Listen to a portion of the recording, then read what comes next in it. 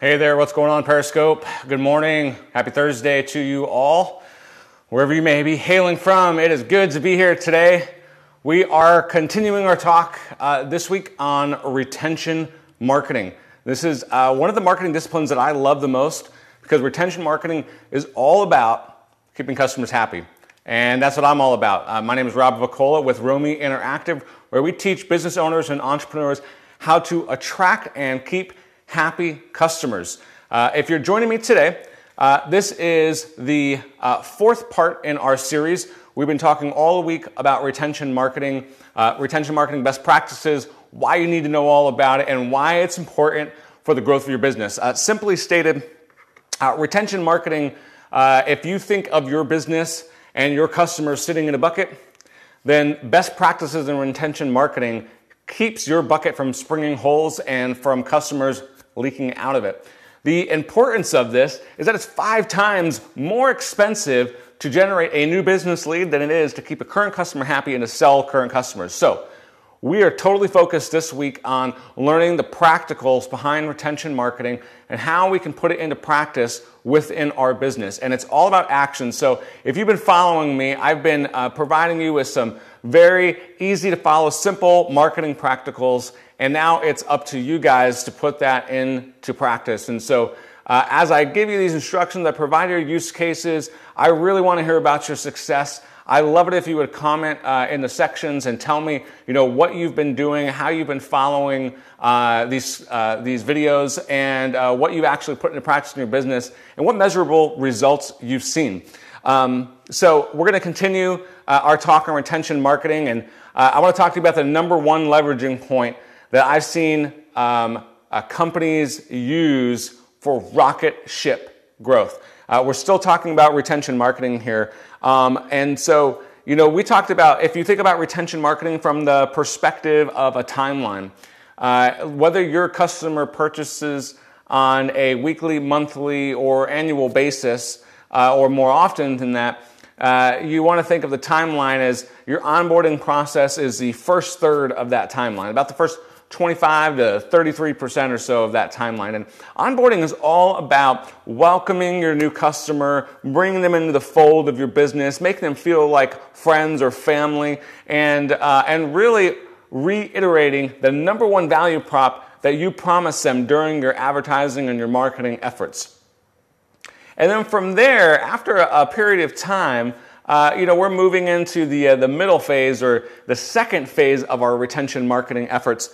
And, the second phase is all about just continuing that relationship and continuing to provide value to your customer, reminding them why they bought from you in the first place and why that's so important. But if I could, I actually want to backtrack just a second, and I want to give you a couple of examples of the first third of the onboarding process, and some companies that I think are really good at this, or at least just some examples. One you probably never heard about because, in fact, I don't even know the name of the business, but it's my son's orthodontist. And, I have a kind of a love-hate relationship with dentists.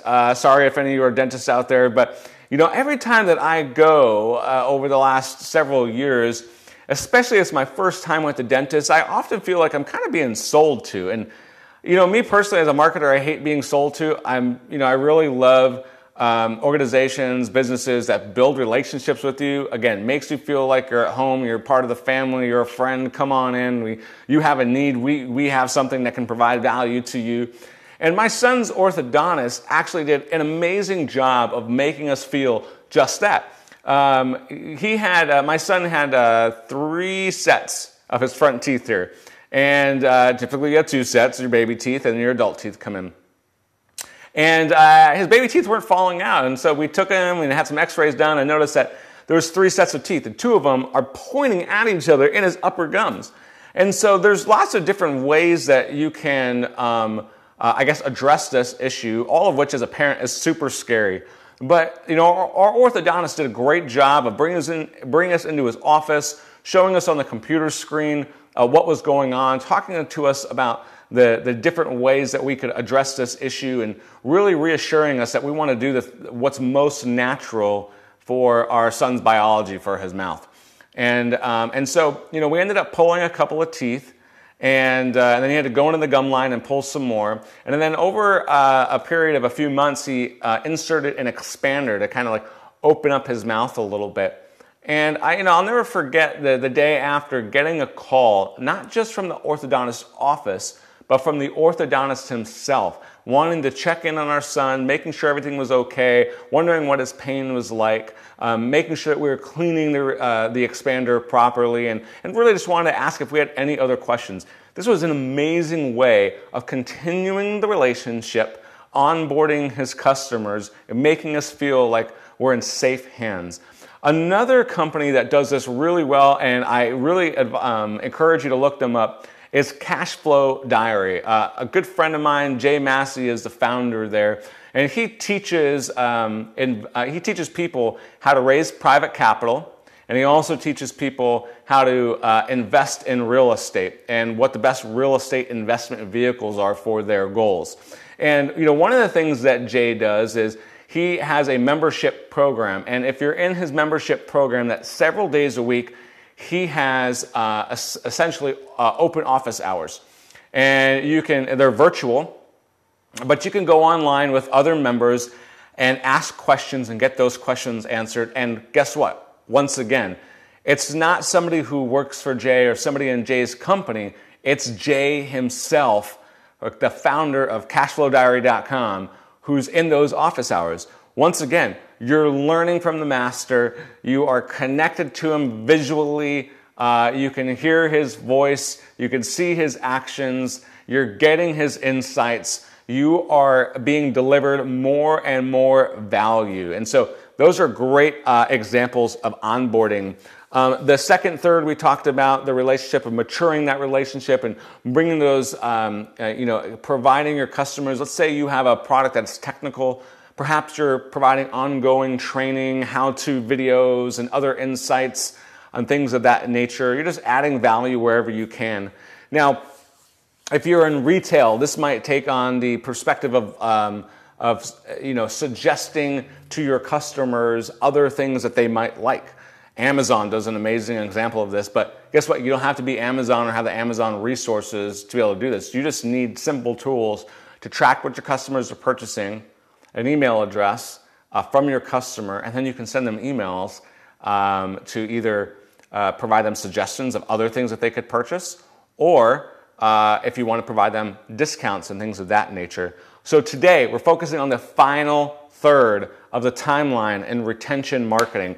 And it's actually going to be a two-part series. Today, we're going to focus on how to identify happy customers. What are the ways that you can do that? And then secondly, tomorrow, we're going to wrap up our retention marketing program here, and we're going to talk about campaigns that you can use or create to leverage your happy customers. So creative campaigns to leverage your happy customers. Excuse me, that was a mouthful. It's really hard to get out there.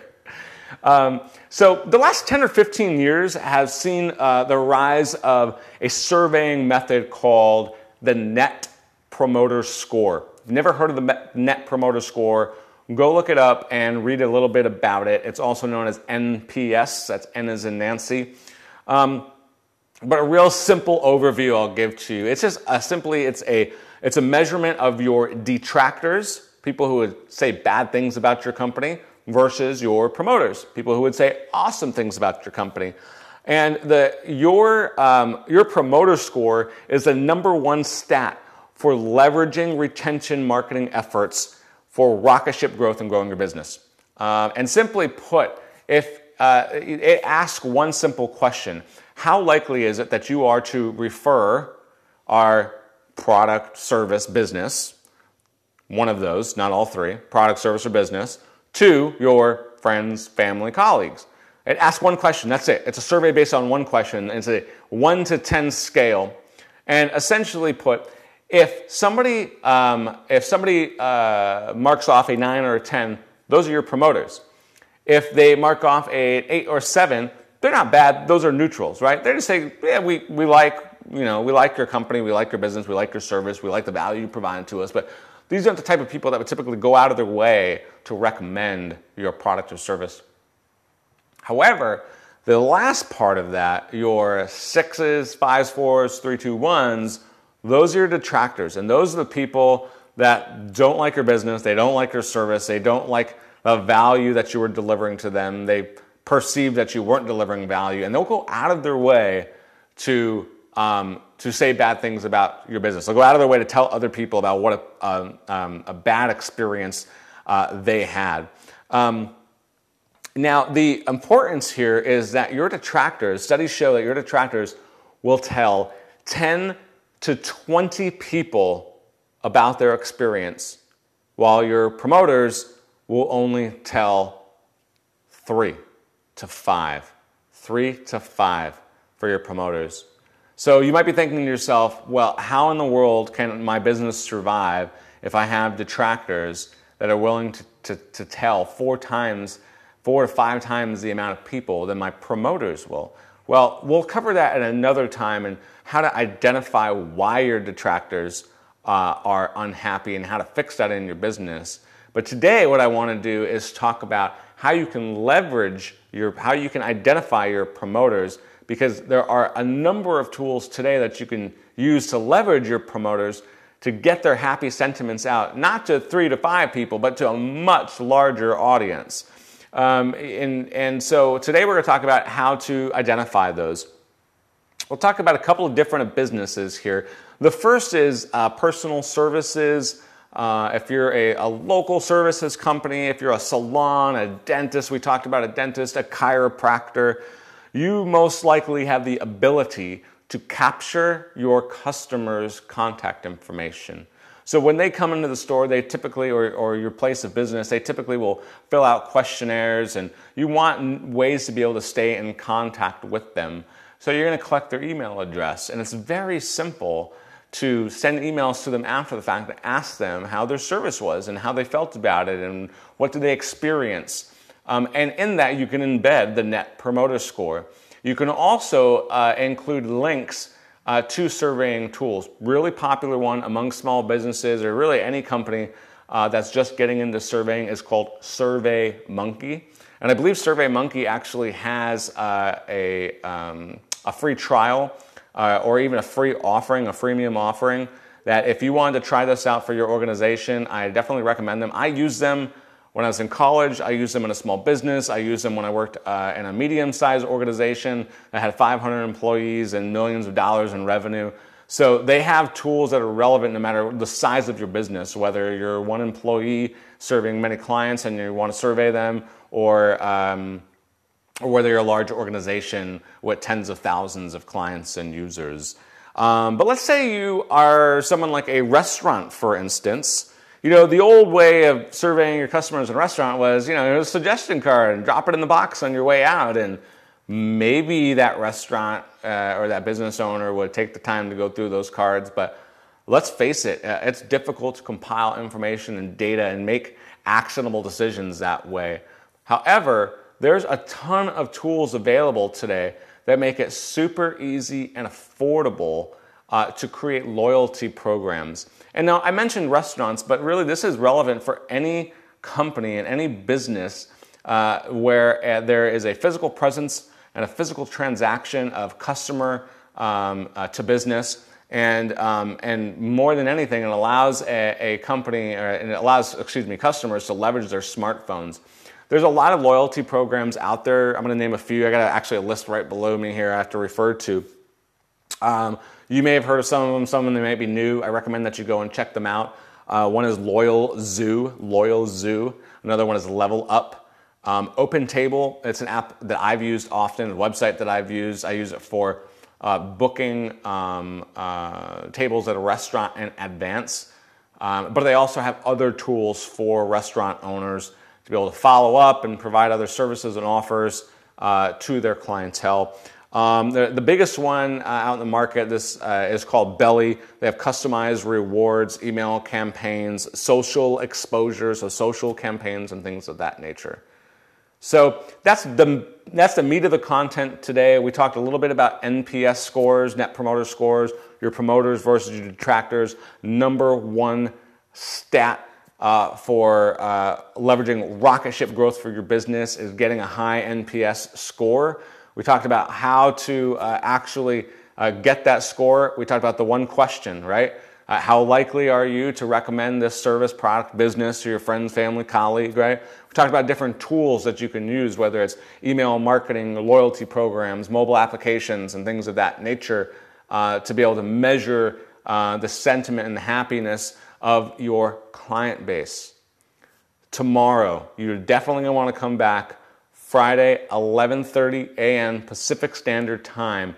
We're going to talk about, now that you've identified your happy customers, what are some creative campaigns that you can make yourself to leverage the sentiment of those happy customers. Remember the importance here, 5 times easier and less expensive to leverage your current happy clients to sell more to them and to find new business through them than it is to get a new lead for your business. Retention marketing. That's what we've been talking about all week. We're going to continue talking about it tomorrow. I'm Rob Vicola, Romy Interactive, where we help business owners and entrepreneurs attract and keep happy customers. So glad you could make it today. I'll see you tomorrow right here, 11:30 a.m. Pacific Standard Time. Have a great day.